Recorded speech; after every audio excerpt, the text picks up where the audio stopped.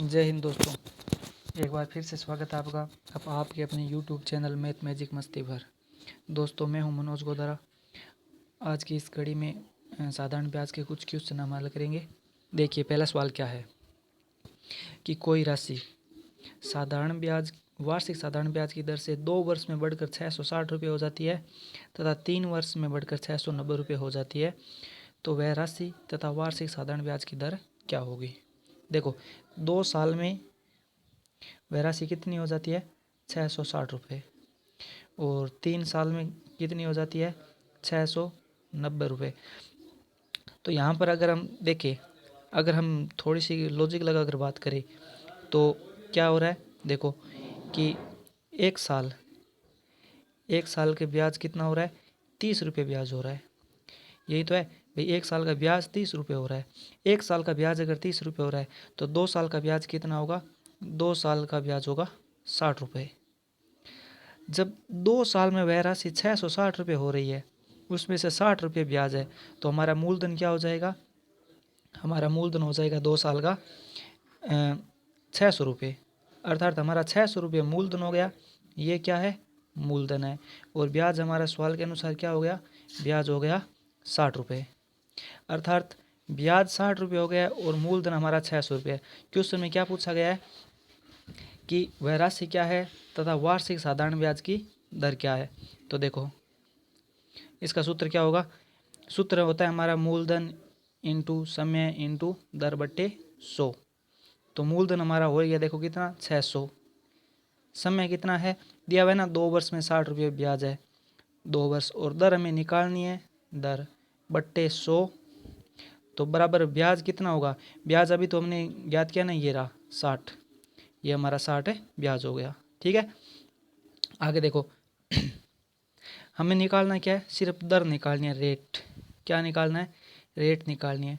तो रेट यानी दर बराबर ये 60 रुपये तो है ही बराबर में 60, ये जो भाग में था गुणा में वो इस साइड में जाएगा तो किस में हो जाएगा बताओ, 60 हो जाएगा गुणा में, ये 100 हो जाएगा गुणा में इसके साथ, और ये जो गुणा में थे ये इस साइड में किस में हो जाएंगे, भाग में हो जाएंगे। यानी कौन सी संख्या थी 600 इंटू 2, तो ये हो गया 600 इंटू 2। तो 2 जीरो से ये 2 जीरो कैंसिल, 6 एकम 6 10 बार और 2 एकम 2 2 पंजे 10। अर्थात हमारा दर क्या हो गई 5%। अब दर कितनी हो गई है 5%। इसने पूछा क्या क्वेश्चन में कि वह राशि क्या होगी तथा वार्षिक साधारण ब्याज की दर क्या होगी।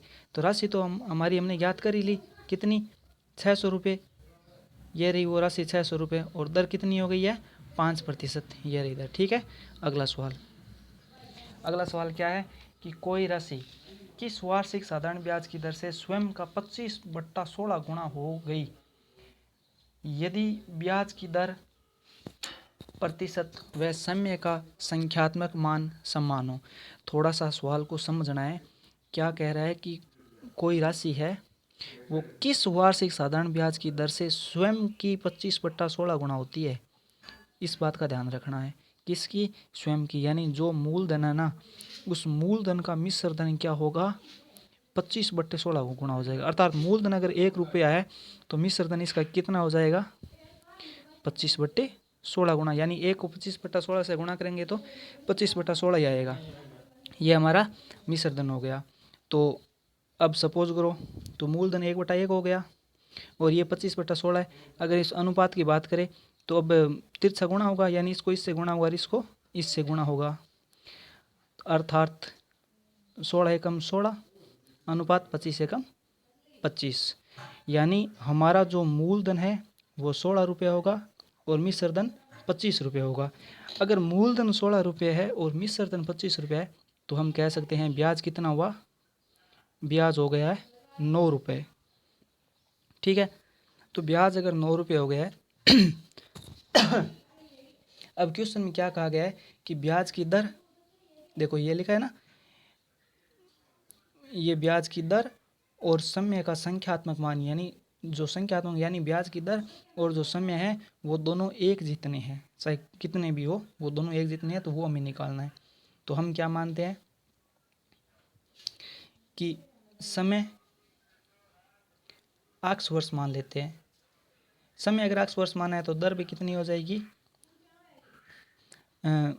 x प्रतिशत हो जाएगी। यानी ये संख्यात्मक मान है दोनों एक जितने होने चाहिए, सवाल में यही कहा गया है। ठीक है, तो अब हमारा सवाल क्या कह रहा है कि वही हम फॉर्मूला ले सकते हैं, कौन सा, कि मूलधन हमें ब्याज ये निकालना है, समय और दर।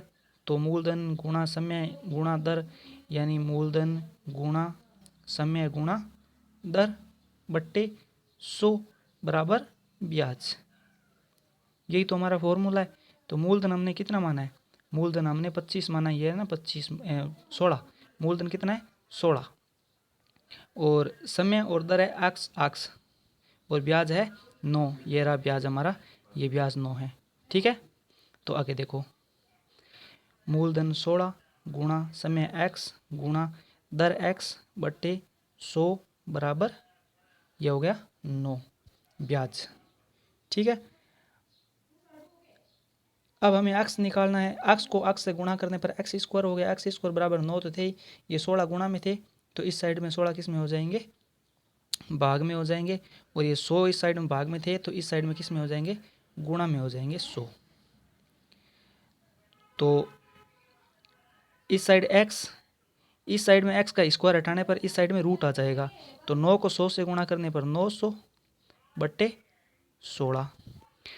अब रूट में से संख्या बाहर निकालनी है, तो कैसे निकालेंगे हम, देखो कि x बराबर सेम संख्या को सेम संख्या से अगर जब गुणा होगी तो रूट से बाहर निकलेंगे, अर्थात 30 गुणा 30 तो 900 होता है, और 4 गुणा 4 16 होता है। ठीक है, अब ये रूट में है, तो अब जब रूट से बाहर निकलेंगे तो 30 बटे 4 हो जाएंगे। अगर बाहर निकलने के लिए एक एक सेम संख्या कट जाएगी ऑटोमेटिक।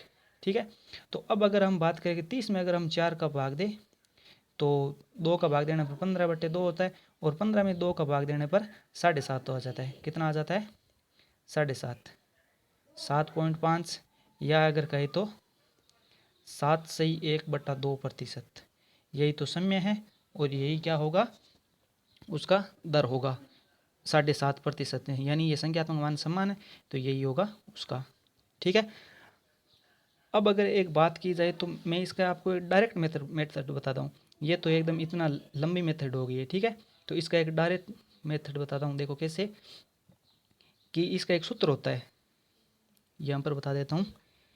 एक दर का सूत्र होता है, दर बराबर रूट में साधारण ब्याज गुणा इंटू 100, ये इसका सूत्र होता है रूट में। ठीक है, इस दर ये निकालने का।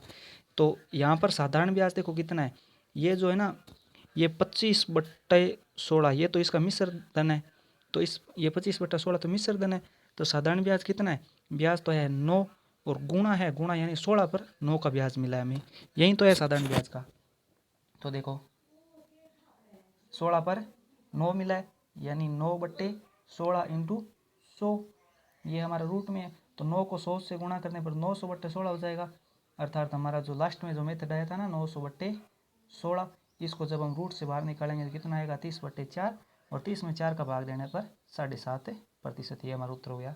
ठीक है, इस मेथड को एकदम ध्यान में रखना है, ये एकदम रामबाण है इस प्रकार के सवाल का, ये जो सूत्र है छोटा सा सूत्र है। ठीक है, अगला सवाल, यदि कोई राशि किस राशि साधारण ब्याज की दर से स्वयं का 13/9 गुणा होगी यदि ब्याज का दर प्रतिशत व समय का संख्यात्मक मान समान हो, यानी स्वयं का 13/9 गुणा होगी, अर्थात हम कह सकते हैं कि मूलधन इसका क्या होगा, पिछले सवाल की एवज पर कह सकते हैं मूलधन 9 होगा, तो मिश्रधन कितना होगा, मिश्रधन होगा 13, तो ब्याज क्या हो जाएगा इसका, 4 रुपये इसका क्या हो जाएगा, ब्याज हो जाएगा। ठीक है, तो वही सेम ही है, समय दर प्रतिशत और समय का संख्यात्मक मान क्या है, इसका समान है। अगर दोनों समान है तो दोनों x अक्ष हम मानेंगे पिछले सवाल के एवज तरह, ठीक है। तो मूलधन इंटू समय इंटू दर बट्टे 100, तो मूलधन हमारा 9 है इंटू समय और दर बट्टे 100 बराबर ब्याज होगा 4। तो एक्स स्क्वायर बराबर 4 इंटू 100, ये 9 इस साइड में भाग में आ जाएंगे बट्टे 9। तो एक्स बराबर 400 बट्टे 9, इस 9 पर रूट आ गया। तो अब रूट को काटने के लिए कैसे निकलेगा, देखो कि 400 का 20 और 9 का 3 यानी 20 बट्टे 3। अब 20 में 3 का भाग देंगे तो 6 सही 2 बट्टे 3% हमारा उत्तर आ गया। यही तो हमारा प्रतिशत मान होगा और यही समय का मान होगा। ठीक है। अगला सवाल है कि किस वार्षिक साधारण ब्याज की दर से किसी राशि का साधारण ब्याज उस राशि का 9/25 गुणा होगा यदि दर प्रतिशत व समय का संख्यात्मक मान समान हो। देखो सवाल पढ़ने में तो वैसा ही है जैसे पिछले 2 सवाल हमने किए, लेकिन थोड़ा सा अंतर है इसमें। क्या अंतर है कि साधारण ब्याज उस राशि का, ये ब्याज है उस राशि का 9/25 गुणा, इस बात को ध्यान रखना है। तो हम सीधा ही सूत्र रख लेते हैं इसमें। ठीक है, साधारण ब्याज गुणा इंटू 100, यही तो हमारा सूत्र है। ठीक है, तो साधारण ब्याज हमारा कितना है, इसमें लिखा है ना 9/25 गुणा, तो ये सीधे 9/25 होगा, ना कि इसमें ब्याज अलग, क्योंकि ये स्वयं ब्याज ही है। तो 9/25 इंटू 100, तो ये हमारा हो गया रूट में। तो रूट में 900/25, तो 900 का 30, 25 का 5, तो 30 में 5 का भाग दिया 6%, यानी ये हमारा उत्तर हो गया। धन्यवाद, आज के लिए इतना ही। जय हिंद, जय भारत।